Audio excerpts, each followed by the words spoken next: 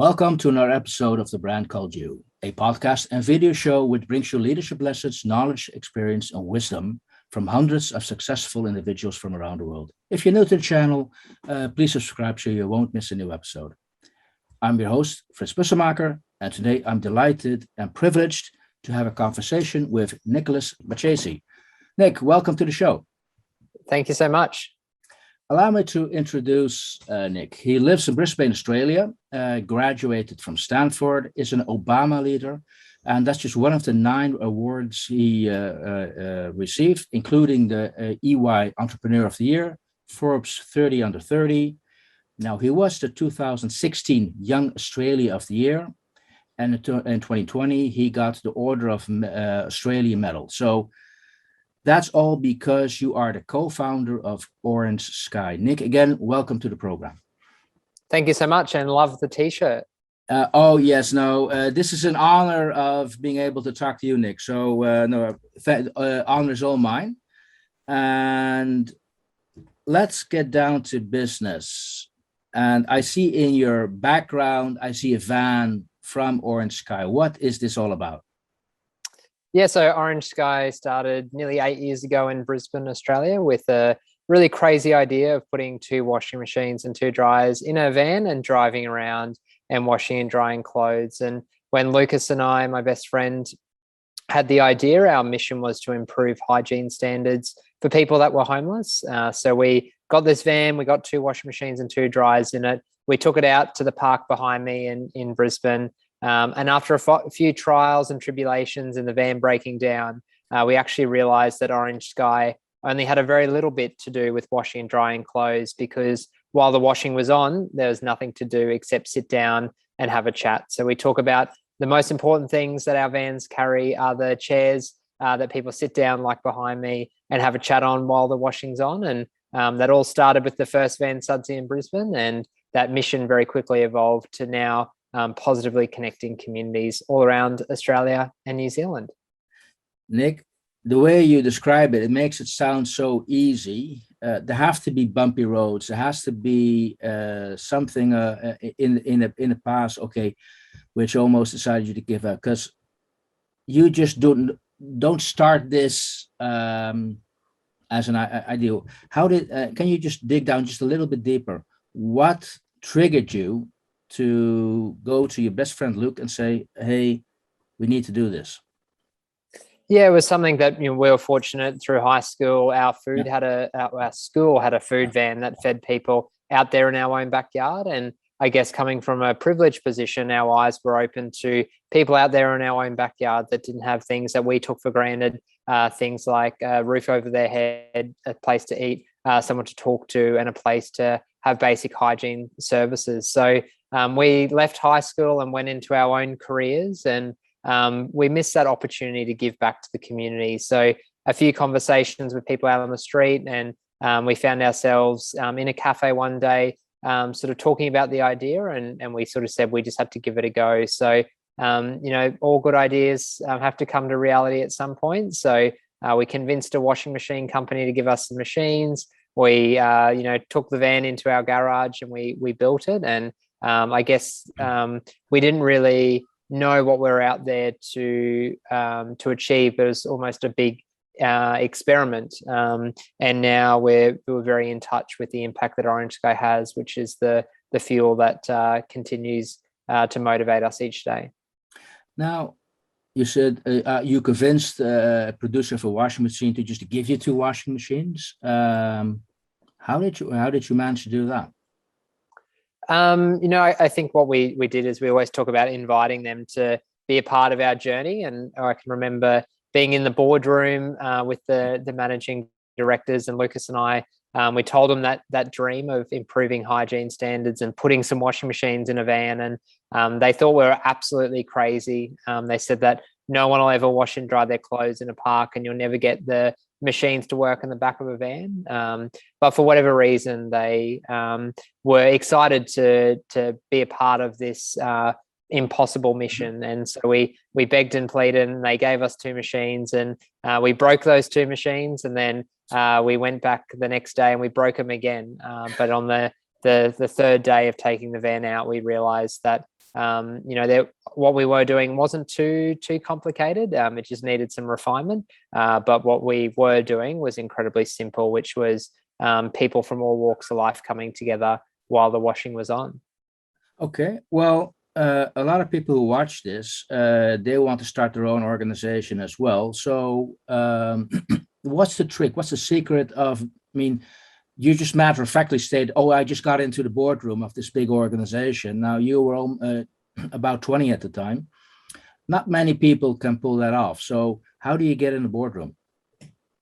Yeah, I think a lot of it was a lot of good timing and a good luck, and also a lot of it was that Lucas and I were so passionate that we were so determined to do something about this. So we always talk about us both being incredibly curious problem solvers, and the curiosity and the want to make a difference was definitely there. But I think also a lot of good luck. The washing machine company said yes to a meeting. Lucas and I had a bit of free time. Yeah. We didn't have family or kids. We had a bit of disposable income. So, there was a bit of lucky chances that we weren't, about to embark on a big stage of our life that we couldn't commit to in time. And I think that passion got us the first prototype off the ground. And now, the impact of Orange Sky is what keeps us coming back every day. Great. And you mentioned your best mate Luke a couple of times. How important is it to have somebody on your side to do this? Would you have done this on your own? I don't know about doing it on my own, but I think the importance of having someone to do this journey with is an incredible privilege. And Orange Sky is far from Lucas and I. It's a reflection of the amazing volunteers, donors, staff, but most importantly, the friends that trust us. And Lucas and I coming together in the early days was obviously pivotal to Orange Sky starting. But I think the timing was right, that we both wanted to make a difference. It aligned with our values, and we were able to support each other along that journey. But what I'm confident is both of us have lots of different passions, and we're now confident that those ideas can come to reality with really great people coming together. Okay, now tell us about the very first time you took out the van, and then you park it somewhere. How do you then approach somebody? I mean, you have to assume then, hey, you're homeless. I mean, how do you approach somebody? I mean, I can imagine if you ask people, hey, can I wash your clothes, that they might be extremely offended. So how do you do that?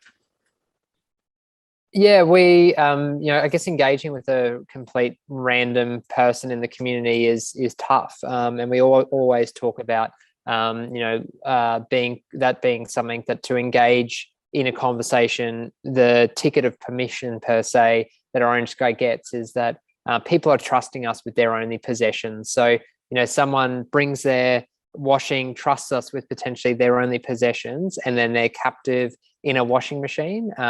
There is nowhere to go. So there's almost this mutually respected time where we have a captive audience of volunteers and friends, and that's how we start a conversation. And maybe it's like sitting next to someone on a plane, or there's probably lots of different, a sporting club bringing people together over sport. We just do that while the washing is on. Okay, so in general, so you get the first 2-3 people to commit to share their only worldly possessions with you. Are they then an advocate for the other people around them, or how does that work? Yeah, I think so. I think there's some people that were absolutely desperate for washing, and a lot of people sat back and watched. And I think there's those adoption curves which are probably more scientifically proven to what happened for us. Same with our volunteers and our donors. We had a lot of donors be like, this is crazy, it'll never work. And we had a lot of volunteers who were when it comes to my city or my town, I'd love to get involved. So, I think that the success of Orange Sky is trust. And I hope we never take that for granted, is that people, like you said, are trusting us with their belongings. People are trusting us with their donations. People are trusting us with their time. And, that is something that is earned. And I think we will continue to need to earn that, with changing pandemics and changing locations we operate in. That'll always be a big part of what we do. Yeah, because maybe we should share that with the audience. You just talked about the humble beginning, starting off with just you and Luke in one van. Van. How big is it at the moment?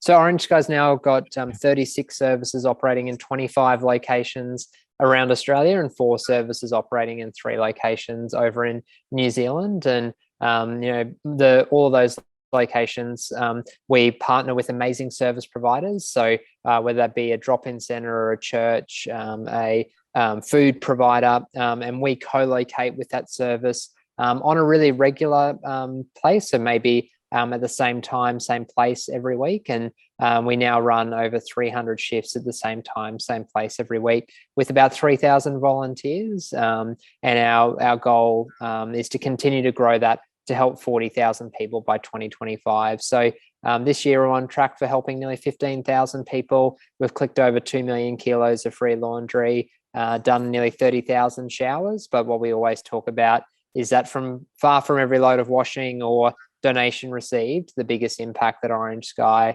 has is those conversations like the one you see behind me. Okay. Now, how often in those conversations do you get the pushback and say, look, guys, great that you're making an effort to clean my clothes, but that's not good enough. What I actually need is a house to live in. How often does that happen? Homelessness is incredibly complex, and Orange Sky isn't putting roofs over people's heads. And shelter is a basic necessity of human life. But I think what we get the most is people who are lonely or isolated, wanting an opportunity to connect. So our belief is that there's no silver bullet to homelessness, and Orange Sky won't be able to solve homelessness. But what we can solve is having access to really basic hygiene services and access to human connection. And I think there's lots more that we can do as an organization. There's lots more we can do as a community. But our belief is that our mission and values really align to having a good impact on people at the moment. Okay, good. Now, you still head the company and head the organization, don't you? So Lucas is now the CEO of Orange Sky, and I have the remarkable privilege of leading a department which is called Team Delta, which is a pretty bad name for a department with a global pandemic, but Delta being this idea of creating alternate forms of change in variables. So Orange Sky's now got 50 staff, and one of our values is imagination and innovation, and our belief is that having crazy ideas and doing something about it is at the essence of Orange Sky. So we now have a team that focuses solely on that. But our belief is that over the coming years, our organization will be that innovative that everyone will have that as a part of their skill set. Okay, so organization of over 50 people. So at a certain point, I mean, you had to change from the hands-on, going out on the street yourself, talking to people, to managing an organization of 50 people. Or do you still do hands-on? Do you still drive the van every now and then? I crashed the first vans. I'm not allowed to drive too much, but a big part of Lucas and I's time shared is definitely connecting out on shift. Next week we're heading over to New Zealand to connect with those locations that we haven't done for a couple of years now. And I know the excitement of seeing our team and being out on shift is the reason why we started Orange Sky, and it's still the reason why, or still the reason that we are a part of Orange Sky, is to make a difference. And that's where the true impact happens. Okay. Hey, by the way, the name Orange Sky, what's the origin of that name? Yeah, so it's a song by a British singer-songwriter called Alexi Murdoch, and the song talks about helping out your brothers and sisters and everyone being underneath an orange sky. And our belief is that we're all made of the same stuff, and we all have an opportunity to have access to those really basic human rights. And we really liked the name, really liked the color, and we stuck it on our first van, and we haven't been sued. Well, I know. I can't imagine who wants to do that, given your objective here, by the way. Now, you're still now at a certain point, Orange Sky started to grow, started to get recognition. You started to get awards. Did you perceive that to be like a recognition of the good work? I can also imagine that it's a distraction. Getting awards, that is, or? Yeah. Well, yeah, I mean, I don't want to make it sound too negative, but I can imagine that once you get the recognition, I mean, you're going to be invited to speak in Europe. That's where we met. Yep. You're going to be invited to speak at the Brand Called You. You're going to yep. be all over the place. So to a certain point, it distracts you from what you were set out to do. Or is that? Yeah, I think so. But sorry, it takes away from time. But I think what Orange Sky is about is starting a conversation, and that's what we're doing now. And I guess our hope for Orange Sky is we can continue to inspire and grow Orange Sky, but also connect with people. And the majority of Orange Sky's challenges are actually overcome by our community, whether that be people generously donating to us, people volunteering, people coming up with ideas. So absolutely, through the recognition and awards has changed priorities or changed direction of Orange Sky. But I think ultimately what we hope for Orange Sky is that the recognition that we need is people trust us. And that's all that Lucas and I wanted to do when we started, was go out there and help people. And that happens now every day. And it's always a uncomfortable thing to represent Orange Sky, because like I mentioned, Orange Sky is thousands of people coming together every week, and it was just started by two mates in a garage in Brisbane. Great. Now, you mentioned somewhere in the interview I saw with the two of you, you talked about you have to really be part of the community to understand what the real issues are. But does that have to mean you have to be homeless yourself? So no, not at all. No, and Lucas and I have, like I said, come from a privileged background where we've taken for granted a roof over our head, or a place to wash your clothes. What we genuinely believe is that empathy comes from human connection, and what we believe is that Orange Sky does that in a really impactful and sustainable way at the moment. So we believe in positively connected communities, and we believe through collaboration, through innovation, through passion, that can be delivered. But also the idea of empathy is walking beside someone, not walking in someone's shoes. And some of our volunteers have used our service in the past. Some of our donors have used our service in the past, and I think that's a really great empathy point. But also what we believe at Orange Sky is that through having a conversation, we can build human connection, which comes through that empathy. Great. Now, when you talk about trust, who do you and Lucas trust for advice? Anybody in particular? How do you? Who are your role models? Yeah, I think a lot of the people that we take or look up to are the people that use our service. Whether that be the friends who we let down because the service isn't operating the best it could be, or whether it be the friends that have helped guide our innovations, or our donors who make everything possible, but also support us with their technical expertise. But also our friends and family, whether that be looking up to Lucas as the leader of Orange Sky, our amazing board of directors, and also other organizations. One of my favorite mentors at the moment is a gentleman by the name of Corey Tutt, and Corey is a Gamilaroi man from Port Macquarie, and what he shares and what he teaches is that, Australia is a country and an organization, or a culture rather, that's been